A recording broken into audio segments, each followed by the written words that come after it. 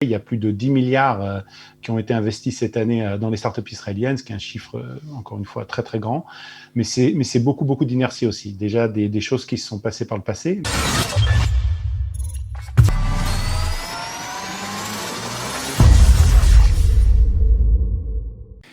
Et notre invité ce matin, c'est Jérémy Kletzkin. Bonjour Jérémy. Bonjour à tous. Vous êtes vice-président de Startup Nation Central. Et justement, c'est, je crois, la bonne personne. Vous êtes la bonne personne pour faire justement un petit bilan à la fin de cette année 2020. Une année un peu compliquée avec tout ce qui s'est passé avec le corona, un peu dans le domaine de l'high-tech. Mais d'abord, Jérémy, on va commencer par le début. Vous allez nous expliquer d'abord qu'est-ce que c'est cette association Startup Nation, parce que c'est une ONG. Voilà, oui, c'est une ONG, on est à but non lucratif, on est plus de 80 personnes, donc on n'est pas petit, hein. On a un immeuble dédié à Tel Aviv et des bureaux aussi à Jérusalem. On va cartographier l'innovation israélienne. Donc on a un site internet qui s'appelle Startup Nation Finder, que peut-être beaucoup d'entre vous connaissent. C'est une base de données de toutes les startups, tous les investisseurs, toutes les grandes entreprises avec une présence en Israël, les accélérateurs, enfin tout y est cartographié là-bas. C'est ouvert, c'est en ligne, c'est gratuit. On va aussi aider des grands groupes internationaux à s'interfacer avec l'innovation israélienne. On organise des événements, des délégations, évidemment en ligne actuellement. Et puis beaucoup d'autres activités autour des ressources humaines en Israël, des activités autour de secteurs spécifiques. Comment est née, Jérémy, l'idée de cette association, de cette ONG? Alors, il y a un livre, Startup Nation, qui a maintenant plus de 10 ans. Ce livre-là, un des auteurs travaille pour un grand fonds d'investissement américain. Et donc, le propriétaire de ce fonds a lu le livre et a considéré que c'était une très bonne idée comme vision pour ses donations et pour sa philanthropie, ses activités philanthropiques. Et donc, l'ont rejoint d'autres donateurs et ils ont fondé Startup Nation Central. Donc, c'est directement lié au livre. Dan Senor, qui est un des auteurs, fait partie du board. Et donc, on applique un petit peu cette vision, la Startup Nation, qui va résoudre les problèmes du monde entier avec la technologie. Vous pouvez nous dire qui est à la tête de cette Startup Nation centrale? Alors, notre CEO aujourd'hui, c'est Eugene Kandel, qui était l'ancien directeur du Conseil économique d'Israël, donc le premier conseiller économique du Premier ministre pendant 7 ans, qui nous a rejoint donc il y a maintenant quelques années. C'est lui le CEO et donc voilà. Donc on va coupler vraiment la partie savoir, analyste, rapport, connaître vraiment les tendances actuelles, les chiffres avec le business et le business international en particulier. D'accord. Donc justement, alors si on parle de chiffres, c'est le moment. On est juste à la fin de l'année 2020. De faire un petit bilan de cette année qui a été une année compliquée dans beaucoup de domaines. La première question que j'ai envie de vous poser, c'est on a vu des chiffres et on a vu justement quand cette période de corona, les investissements étrangers dans les startups israéliennes ont tout de même augmenté. Comment vous l'expliquez? Alors, il faut rentrer un petit peu dans les détails et zoomer sur ce concept-là. 85% de l'argent investi en Israël, en effet, vient de l'étranger. Dans le high-tech, ce qui est un chiffre évidemment colossal. Dans aucun pays du monde, on a cette proportion-là. Mais c'est de l'argent qui est déjà investi. Donc, en effet, il y a plus de 10 milliards qui ont été investis cette année dans les startups israéliennes, ce qui est un chiffre, encore une fois, très, très grand. Mais c'est beaucoup, beaucoup d'inertie aussi. Déjà, des choses qui se sont passées par le passé, mais c'est-à-dire qui étaient déjà en cours avant la période du corona.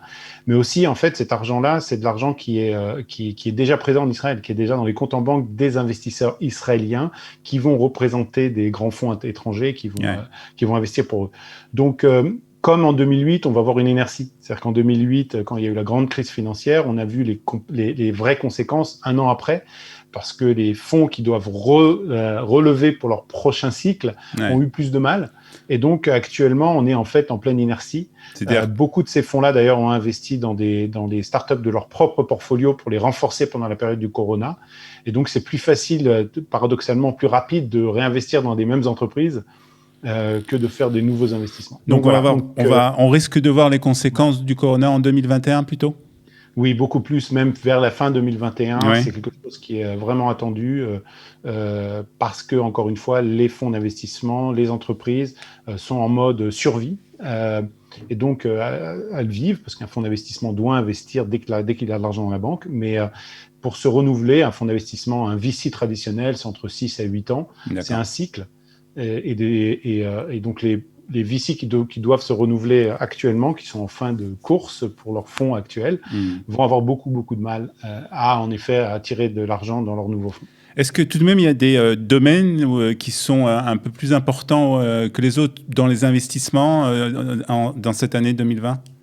Alors oui, en effet, il y a des domaines qui sont en progression plus rapide que les autres. Alors évidemment, l'influence directe de la crise du Covid, avec évidemment la santé ou d'autres domaines qui sont un peu mis en avant, la santé numérique en particulier.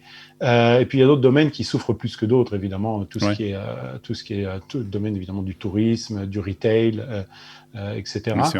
Des domaines qui sont actuellement en progression constante, c'est les domaines de la food tech, par exemple, qui marche très bien, qui a une très bonne année. Le domaine aussi de l'industrie 4.0, donc tout ce qui est manufacture, maintenance, supply chain et tout ce qui est logistique, par exemple. Ce sont des domaines qui sont en pleine forme actuellement et qui sont d'ailleurs en pleine révolution numérique, en particulier avec la crise du Covid. Alors, on a vu aussi cette année, une des choses importantes de cette année, c'est les accords de normalisation qui ont été signés avec des nouveaux pays, en particulier les Émirats arabes unis. Est-ce qu'il faut s'attendre de ce côté-là aussi à des nouveaux partenaires ? Alors, des nouveaux partenaires, oui, il y a une véritable montée d'intérêt, évidemment, bilatéral, en particulier avec les Émirats arabes unis. Alors, il faut savoir que ce sont des pays qui ne se connaissent pas. Il y a beaucoup d'hypothèses et ils sont en train de découvrir Israël. Ils sont en train de découvrir les bons et les mauvais côtés du quotidien, du faire du business avec l'Israël. Leur perception actuelle est complètement déformée. Et donc, en fait, même si en effet, on peut les voir comme ayant des fonds et pour rejoindre en fait la grande danse des investisseurs en Israël, ils ont une aversion au risque et qui est vraiment pas du tout adaptée à ce qui se passe dans la high-tech israélien. Donc, on va certainement les voir plus dans le business traditionnel et plus lentement arriver dans le high-tech vraiment et l'innovation. Parce que c'est pas vraiment le monde qui... Parce qu'ils n'ont pas la même mentalité au niveau des investissements, au niveau du business que les Israéliens ? Oui, c'est ça, la perception du risque en particulier. L'ADN d'une start-up, c'est vraiment pas quelque chose qui est... voilà, moi j'ai des gens de mon équipe que justement cette semaine, il y avait un très gros événement à Dubaï. Un membre de mon équipe y était. On est partenaire sur pas mal d'activités. On a monté une communauté bilatérale avec les Émirats arabes unis qu'on gère nous-mêmes avec la Startup Nation Central, avec des événements et plusieurs autres choses. Donc on voit en effet cette tendance d'intérêt qui grandit, mais pour le moment la concrétisation elle est encore loin. C'est des choses qui sont pour le moment, on va dire, assez vagues. D'accord. Alors, on va terminer par une dernière question. Bien entendu, les choses ont beaucoup changé pendant cette année.